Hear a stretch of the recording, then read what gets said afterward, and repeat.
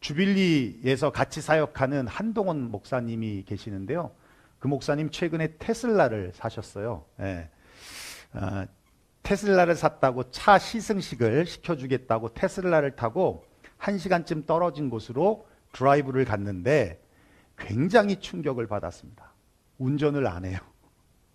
테슬라 FSD를 켜놓고 가니까 Full Safe Driving을 켜놓고 가니까 운전을 안 합니다. 근데 내가 그랬어요. 너무 위험한 거 아니냐고 그랬더니 자기보다 더 운전을 잘한다고. 모든 차에 FSD가 있으면 교통사고로 다치거나 죽는 사람이 현격히 줄어들 거라고. 근데 정말 기능이 엄청나더라고요. 정말 운전이 필요가 없습니다. 테슬라가 그냥 알아서 해요. 점심을 먹고 나왔는데 셀폰으로 테슬라를 불러요. 그랬더니 파킹장에서 앞까지 와요. 딱 대기해 주더라고요. FSD에 대한 기능을 듣기는 했어도요, 직접 체험해 보지 않아서 긴가민가 했거든요. 오늘 내가 솔직히 고백해야 돼. 우리 지육 형제가 어머니 오셨을 때, 아버지 오셨을 때 보스턴을 FSD 키고 갔다 왔다는 거예요. 운전 하나도 안 했대. 그래서 에휴, 그건 좀 오바다. 속으로 그렇게 생각했는데 대박입니다. 운전이 필요 없어요. 그래서 내가 지욱이한테 공개적으로 사과하는 거야. 미안합니다. 예, 실제로 체험해 보니까 이건 신세계예요. 네. 그런데 안타까운 것은 한 목사님은 FSD를 안 샀더라고요. 처음 살 때 3개월 프리를 줘서 쓰는 건데 5월 2일 날 끝난답니다. 구매하려면 8,000불, 한 달에 구독하면 99불. 사실 돈이 없어서 그렇지 FSD는요, 구독이 아니라 구매하는 것이 맞아요. 왜냐하면 이 테슬라의 완성은 FSD에 있기 때문입니다. FSD가 없는 테슬라는 그냥 전기차예요. 네. 근데 FSD가 있는 테슬라는 인공지능 로봇카, 인공지능 전기차, 로봇 전기차입니다. 저는 이번에 테슬라의 FSD를 경험하면서 예수님의 구원 사역도 다르지 않다라는 생각을 했어요. 우리는 예수님의 구원 사역을 십자가의 죽음과 또 부활까지만 생각하는데 예수님의 이 구원 사역의 활용 정점, 마침표는요, 승천에 있다는 겁니다. 근데 저도 예외는 아니지만 십자가와 부활에 대한 설교는 많이 들어보고 많이 했어요. 근데 승천에 대한 설교는 들어본 적도 별로 없고 제가 또 하지도 않았고 오늘이 사실 처음이라고 생각하는데, 그러다 보니까 느낌은 이 승천은 예수님의 구원 사역의 부록 정도, 그냥 책 뒤에 있어도 되고 없어도 되는 그런 부록 정도로 여기게 된다는 거예요. 중요하지 않다는 얘기죠. 근데 사실 승천하심이 가지는 의미는 어마어마한 겁니다. 지난주 승천을 공부하면서 다시 깨닫게 됐는데, 결론적으로 말씀을 드리면요, 승천이 없다면, 예수님의 승천이 없다면 우리는 아직도 핸들을 잡고 갈 길을 몰라 방황하고 있을지도 모릅니다. 그러나 예수님이 승천하셨기 때문에 마치 테슬라의 FSD가 완성이라고 할 수 있듯이 FSD, Full Salvation Deployment가 완성이 됐다는 얘기예요. 이게 무슨 말이냐면 십자가의 속죄, 부활의 구속, 그리고 승천의 실행을 통해 성도들에게 그 구원하심이 적용되어지는 완성을 이루었다라는 얘기입니다. 그러므로 이 승천은 예수님의 구원 사역의 부록이 아니라 목적이라는 거예요. 그리고 성경을 찾아봤더니 누가복음 9장 51절에 이렇게 말씀하고 있어요. 우리 한번 읽어볼까요? 시작. 예루살렘을 향하여 올라가기로 굳게 결심하시고. 예, 승천하실 때가 찼다. 예수님께서 예루살렘으로 올라가신 이유가요, 십자가의 죽음이 지금 찼기 때문이라고 말씀하지 않고, 예수님의 부활의 기약이 찼기 때문이라고 말씀하지 않고, 예수님께서 승천하실 때가 가까이 왔기 때문이라고, 그래서 예루살렘에 갔다라고 말씀하고 있더라는 겁니다. 그러니까 예수님의 구원 사역의 목적은 십자가의 죽음과 부활을 넘어 어디를 향하고 있냐면 예수님의 승천하심에 있다는 거예요. 거기에 목적을 두고 있다는 거예요. 누가복음 22장 69절입니다. 우리 한번 읽어볼까요? 시작. 그러나 이제부터는 인자가 하나님의 권능의 우편에 앉아 있으리라 하시니. 예, 이 말씀이 어떻게 나온 말씀이냐면 예수님이 이제 사내들인 공회에 잡혀왔습니다. 대제사장이 묻는 거예요. 너가 하나님의 아들이냐? 이 질문에 예수님이 이렇게 대답하신 거예요. 이제부터는 인자가 하나님의 권능의 우편에 앉아 있으리라. 사실 이 말씀 때문에 결국은 잡혀서 신성모독죄로 죽음으로 몰아가게 된 거거든요.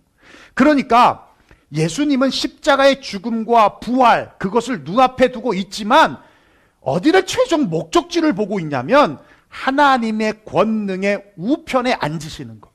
여기 어디예요? 하나님 보좌 우편이잖아요. 언제 앉으실 수 있어요? 승천해야 앉으시는 거예요. 하늘로 올라가셔야 하나님 보좌 우편에 앉으실 수 있는 거예요. 그 승천을 예수님은 목적지로 바라보고 있더라는 겁니다. 여러분 그렇습니다. 승천을 통해서 우리에게 주어진 FSD, Full Salvation Deployment는 무엇이냐? FSD 이 세 단어, 세 워드로, 이니셜로 세 가지로 말씀을 드릴 수 있을 것 같아요. 첫째 F 포인트는요. Faithful Mediator라는 겁니다. 예수님의 승천을 통해서 우리의 신실한 faithful, 신실한 중보자가 되어주셨다는 거예요. 일부 예배 했더니만 장 집사님이 와서 왜 목사님 페이스북을 자꾸 페이스북이라고 그러냐고. 나 페이스북이라고 했어요. 그런데 신경 쓰여서 이게 자꾸 발음이 꼬이잖아요. 잘 들으세요. 페이스북. 아셨어요? 네. 로마서 8장에 한번 읽어볼까요? 시작.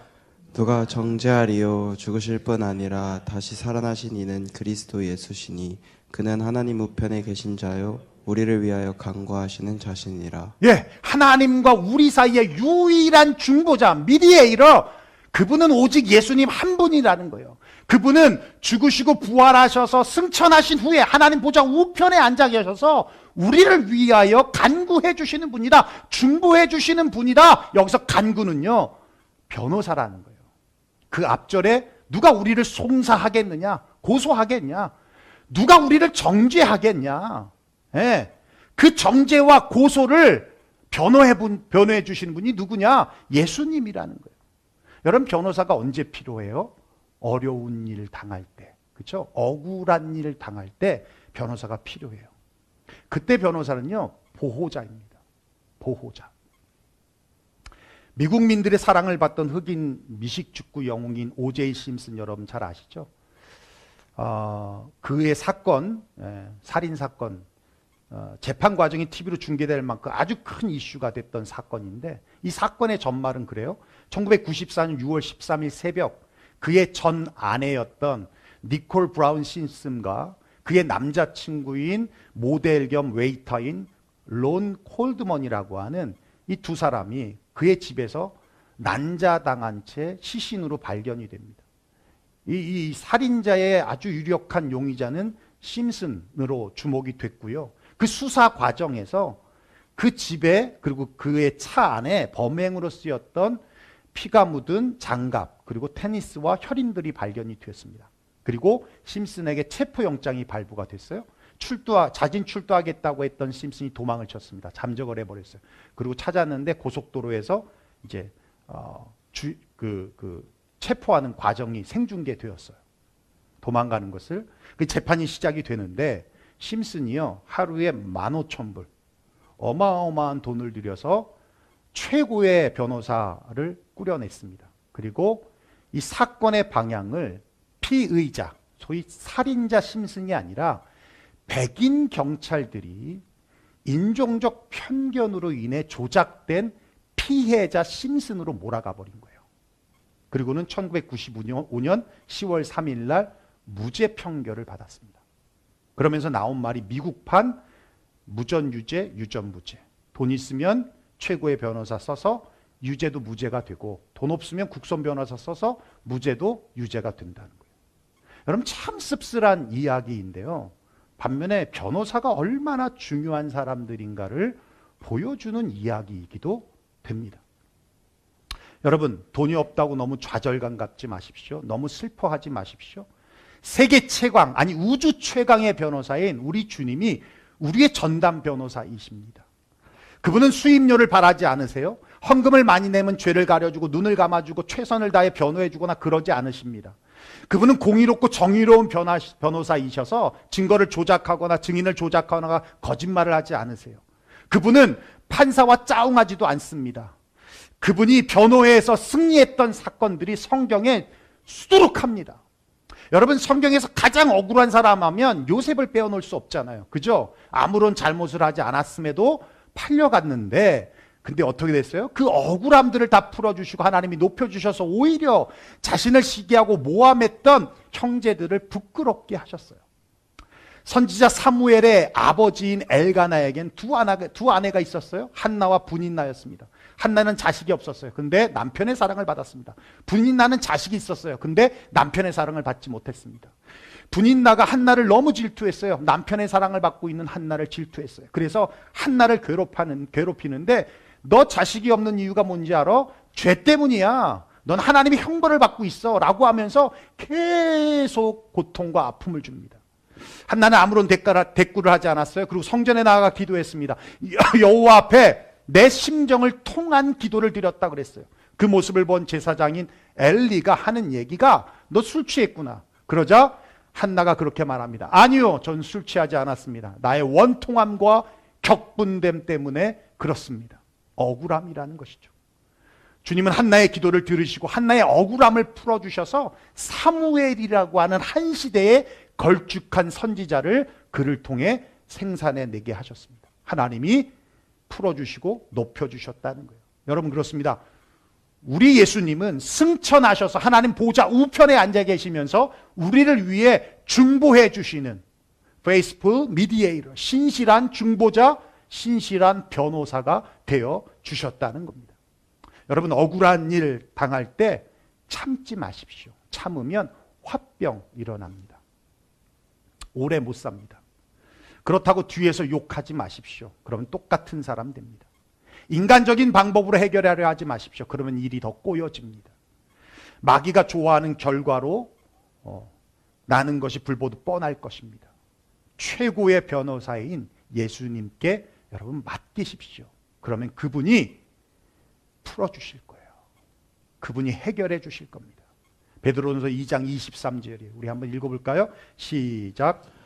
욕을 당하시되 맞대어 욕하지 아니하시고 고난을 당하시되 위협하지 아니하시고 오직 공의로 심판하시는 이에게 부탁하시며.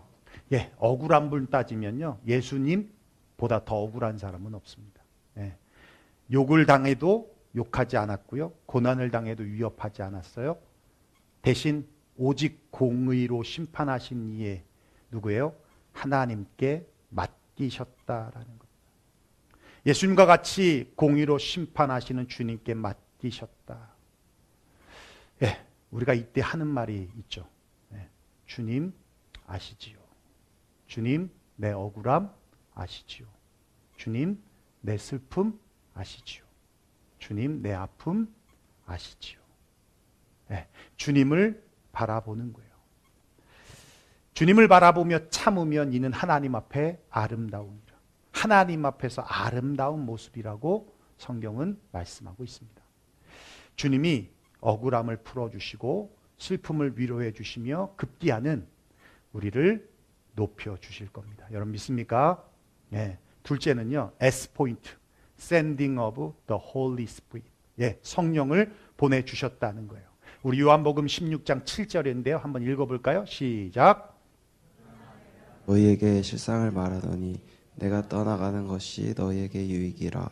내가 떠나가지 아니하면 보혜사가 너희에게로 오시지 아니할 것이요 가면 내가 그를 너희에게로 보내리니. 예, 가면 내가 그를 너희에게 보내겠다.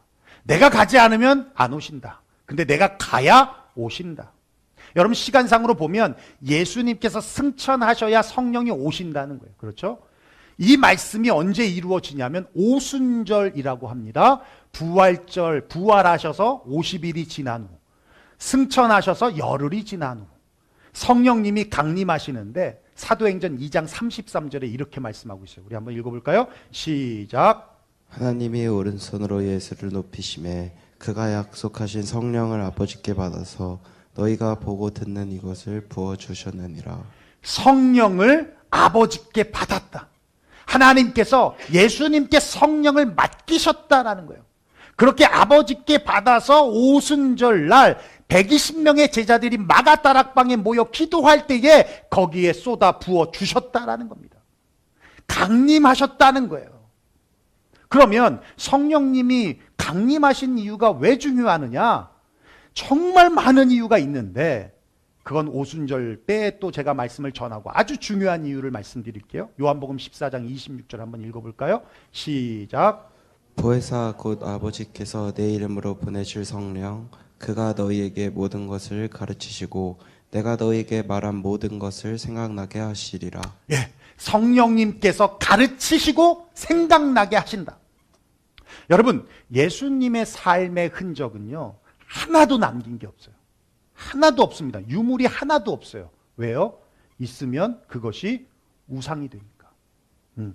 그런데 제자들의 마음속에 말씀이 남겨져 있어요. 복음이 남겨져 있어요. 그리고 그 말씀과 복음이 잊혀지지 않도록 주님이 오시는 날까지 전달될 수 있도록 약속하신 성령을 보내주셔서 그 말씀의 뜻을 깨닫게 하시고 또 그 말씀을 생각나게 하셔서 그 말씀을 전할 수 있도록 하셨다는 거예요. 고린도전서 13장 3절 말씀입니다. 우리 한번 읽어볼까요? 시작. 그러므로 내가 너희에게 알리노니 하나님의 영어로 말하는 자는 누구든지 예수를 저주할 자라 하지 아니하고 또 성령으로 아니하고는 누구든지 예수를 주시라 할 수 없느니라. 예, 하나님의 영으로 말하는 자, 성령이 아니고는 누구든지 예수를 주라고 고백할 수 없다는 겁니다. 우리가 지금 예수님을 나의 구주로 고백하고 있다면 그 고백은 지식이나 학습이나 주입식 교육으로 되어진 것이 아니라 우리 안에 내주하고 계시는 성령에 의한 고백이라는 거예요. 여러분 믿습니까? 성령의 고백으로 우리는 예수를 주라고 고백한다는 겁니다. 뿐만 아니라 우리 조금 전에 말씀 읽었지만 성령을 보혜사라고 합니다. 보혜사. 그건 헬퍼, 카운셀러, 컴포터. 그러니까 조력자, 상담자, 위로자라는 뜻이에요. 한국에 한때 관심을 받았던 대회가 있죠. 미스 코리아 대회. 여러분 잘 아시죠?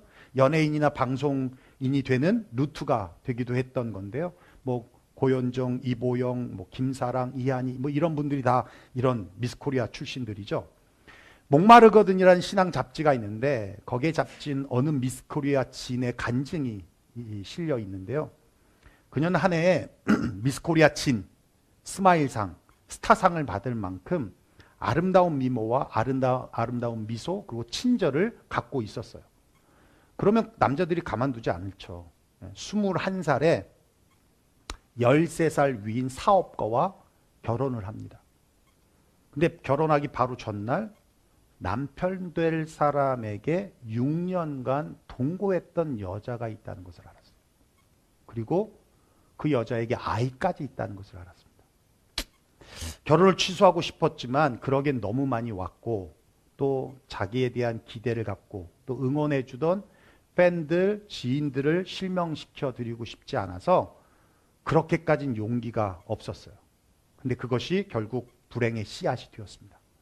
그렇게 마음의 상처를 가지고 결혼 생활이 시작되었는데 여러분 행복했겠습니까? 오히려 그 상처가 결핵성 늑막염이라는 병으로 이어졌고 3년 동안 투병하면서 시댁 식구가 등을 돌리고 남편은 지속적으로 외도를 하고 있고 삶을 비관해서 자살을 시도했는데 실패하고 그리고 어느 날 문득 거울을 봤더니 아름다운 미모에는 기미가 가득하고 밝은 미소에는 수심이 가득하고 그렇게 변해 있는 자신을 발견하게 됩니다. 결국 결혼 생활은 오래가지 못했고 6년 만에 파혼이 되고요. 그리고 먹고 살기 위해 시작한 일이 룸사롱 일이었어요. 아가씨 80명을 데리고 술장사를 시작했습니다. 돈은 정말 많이 벌었대요. 근데 오히려 쓰는 게 더 많아서 빚이 산더미처럼 불어나고 그렇게 인생의 절망의 순간에 16년 만에 고등학교 후배한테 전화가 왔는데 그 집을 그래서 방문하게 됐어요. 그 집에 들어가는 순간 깜짝 놀랐습니다. 이제까지 잊혀지고 기억나지 않았던 천국 같은 분위기를 느꼈다는 겁니다. 남편과 다정히 얘기하는 모습이 더없이 부러웠습니다. 봤더니 그분이 모교회 전도사님이었어요. 그분에게 전도를 받고 교회를 나갔는데 나간 첫날 예배 때 앉는 순간 두 눈에서 눈물이 멈추질 않더라는 거예요. 예. 그리고는 사랑하는 내 딸이라는 음성이 들렸다는 겁니다. 그리고 마치 자신의 아픔을 벌써 다 알고 있는 듯한 강력한 성령님이 임재하셨던 거예요. 제가 아는 분 중에는 통장에 300만 불을 갖고 있던 분도 있거든요. 근데 그분이 주식하면서 벌고 300만 불을 돌렸던 분인데 어느 한순간 영원히 됐답니다. 그러니까 주식시장 끝나면 친구들하고 가서 술 마시고 그렇게 살았었던 거죠. 그러다가 영 되는 순간 아무도 자기를 찾아온 사람이 없대요. 그렇게 주식 끝날 때까지 사람들이 기다렸다가 끝나고 오면 다 모여가지고, 왜냐면 본인이 돈을 다 쓰니까. 근데 통장에 제로가 딱 되는 순간 아무도 자기를 찾아온 사람. 6개월 동안 천장만 보고 있었어요. 6개월 동안. 그러다가 친구가 교회 한번 가자 해서 갔는데 가서 앉는 그 자리에서 하염없이 눈물이 나요. 그리고 예수를 믿고 지금 신앙생활 열심히 잘 하고 계십니다. 누구라고 아시죠? 알죠? 여러분 그렇습니다. 우리 예수님은 승천하셔서 하나님 보좌 우편에 앉아 계시면서 Sending of the Holy Spirit, 성령님을 보내주셨어요. 그 성령님은 우리 곁에 계시고 우리 안에 계시면서 우리에게 헬퍼가 되시고 카운셀러가 되시고 또 컴퍼러, 위로자가 되어주십니다. 그 성령의 위로하심이 저와 여러분의 삶에 가득하길 주의 이름으로 축원합니다. 세 번째 D포인트는요, Dominion of Christ입니다. 그리스도께서 통치자가 되어주셨다는 거예요. 우리 빌립보서 2장 말씀 한번 읽어볼까요? 시작. 이러므로 하나님이 그를 지극히 높여 모든 이름 위에 뛰어난 이름을 주사 하늘에 있는 자들과 땅에 있는 자들과 땅 아래에 있는 자들로 모든 무릎을 예수의 이름에 꿇게 하시고 모든 입으로 예수 그리스도를 주라 시인하여 하나님 아버지께 영광을 돌리게 하셨느니라. 하나님은 십자가에 못 박혀 죽으시고 부활하신 예수님을 지극히 높여주셨습니다. 모든 이름에 뛰어난 이름을 주셨습니다. 그리고 하늘에 있는 자들, 누구예요? 천사들과 같은 영적인 존재들. 땅 위에 있는 자들, 누구예요? 바로 살아있는 우리들. 땅 아래에 있는 자들, 누굽니까? 이미 죽음을 맛본 사람들. 이런 모든 사람들로 하여금 무릎을 꿇게 하시고 예수의 이름 앞에 꿇게 하셨다는 거예요. 그리고 모든 이름으로, 모든 입으로 예수를 주라고 시인하게 하셨다는 겁니다. 여기서 주라고 하는 표현은요, 바울 당시에는 로마 황제에게만 표현되었던 단어입니다. 만왕의 왕, 만물의 통치자로 그분을 세우셨다는 거예요. 뿐만 아니라 교회의 머리가 되시는 분으로 하나님은 예수님을 세우셨다는 겁니다. 그리고 마태복음 28장 18절, 우리가 잘 아는 말씀이 한번 읽어볼까요? 시작. 예수께서 나와 말씀하여 이르시되 하늘과 땅의 모든 권세를 내게 주셨으니. 여러분, 우리에게 무엇을 주셨다고요? 하늘과 땅의 모든 권세를. 그 말은 하늘과 땅의 모든 권세를 가지신 분이 예수님이라는 겁니다.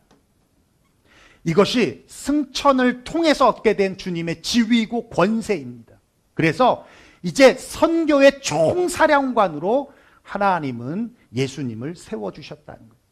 주님은 우리를 영적 군사로 부르셨습니다. 우리를 모집한 사령관은 예수님이십니다. 그래서 에베소 6장 12절에 말씀하고 있어요. 우리의 씨름은 혈과 육을 상대하는 것이 아니요 통치자들과 권세자들과 이 어둠의 세상 주관자들과 하늘에 있는 악한 영들을 상대하는 것이다. 혈과 육이 아니라는 겁니다. 보이는 것이 아니라 보이지 않지만 세상을 주관하는 악한 영들이라는 거예요. 이 영적인 싸움은 돈으로 이길 수 없습니다. 세상 무기로도 이길 수 없습니다. 영적으로 강해져야만 승리할 수 있습니다.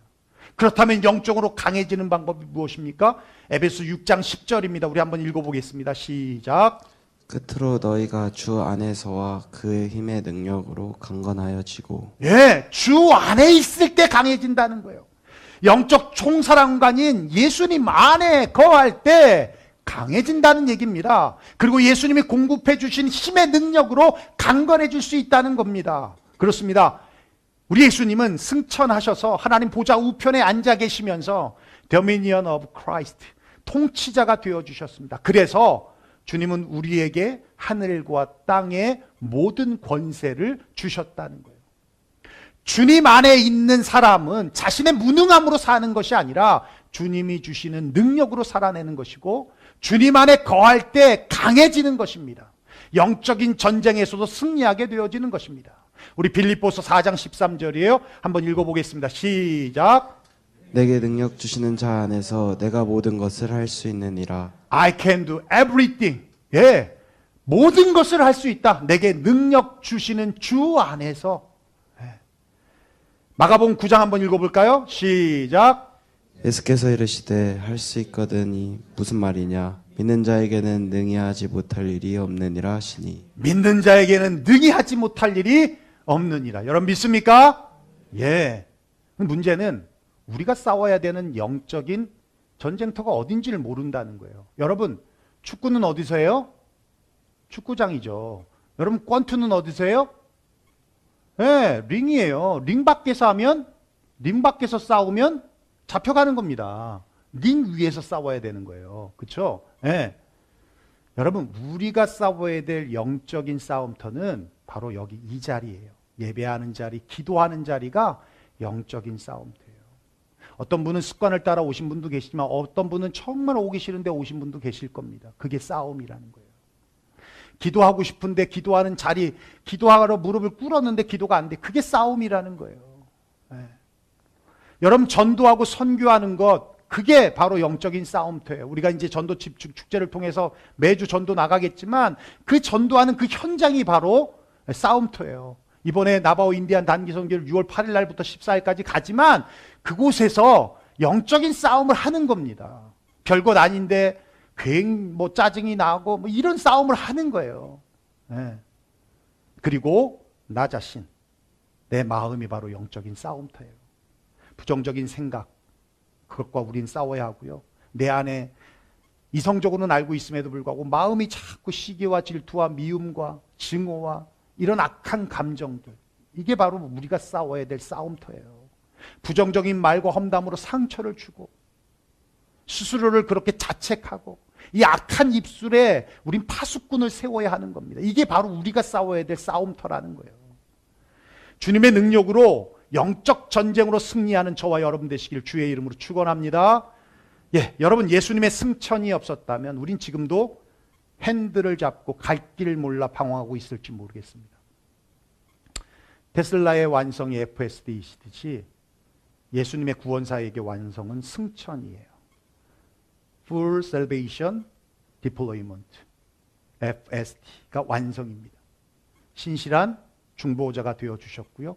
승천하셔서 또 성령을 보내주셔서 위로자가 되시는 성령님을 우리에게 주셨고요. 그리고 하늘과 땅의 모든 권세를 우리에게 주셨다는 겁니다. 사랑하는 유영교회 성도 여러분, 이번 한 주간 FSD로 삶의 운전대를 주님께 맡기십시오. 그리고 주님께 one step forward, 한 걸음 더 나아가시기를 주의 이름으로 축원합니다. 기도하겠습니다. 예, 오늘 말씀 들은 대로 우리 함께 기도했으면 좋겠습니다. 우리 주님이 우리의 최고의 변호사 되어 주셨어요. 억울한 일 있으십니까? 네, 변호사 있는데 왜 다른 곳에서 찾고 계십니까? 우리 최고의 변호사, 우주 최강의 변호사인 우리 주님께 여러분의 억울함, 여러분의 어려움을 토해내 보십시오. 반드시 주님이 우리를 높이시고 풀어주실 날이 오실 겁니다. 주님이 보좌 우편에 가심으로 약속하신 성령을 받아 우리에게 보내주셨습니다. 그 성령님이 우리의 위로자 되십니다. 카운슬러가 되시고요, 또 컴포러가 되시고요, 또 헬퍼가 되어 주십니다. 여러분 다른 곳에서 위로받지 마시고 우리 주님께 위로받으십시오. 다른 곳에서 눈물 흘리지 마십시오. 그러면 사람 앞에서 흘린 눈물은 나중에 오히려 그것이 약점이 될 수 있어요. 근데 주님 앞에서 흘린 눈물은 눈물병에 담겨질 겁니다. 그리고 주님이 우리에게 위로해 주실 거예요. 하늘과 땅의 모든 권세를 주님이 주셨습니다. 믿는 자에게 능치 못할 일이 없을 뿐만 아니라 우린 주 안에서 모든 것을 할 수 있는 자들이 되었습니다. 영적인 싸움터에서 여러분 벌써 우린 승리자라는 것을 확인하시고 치열한 싸움 속에 이번 한 주간도 주님께 승리의 영광을 올려드릴 수 있기를 원합니다. 그렇게 우리의 삶의 운전대를 주님께 맡김을 통해서 이번 한 주간도 한 걸음 더 나아갈 수 있기를 간절히 소망하는 마음으로 우리 함께 기도하며 나아가겠습니다. 기도하겠습니다. 고마우신 우리 아버지 하나님, 감사와 영광을 주님 앞에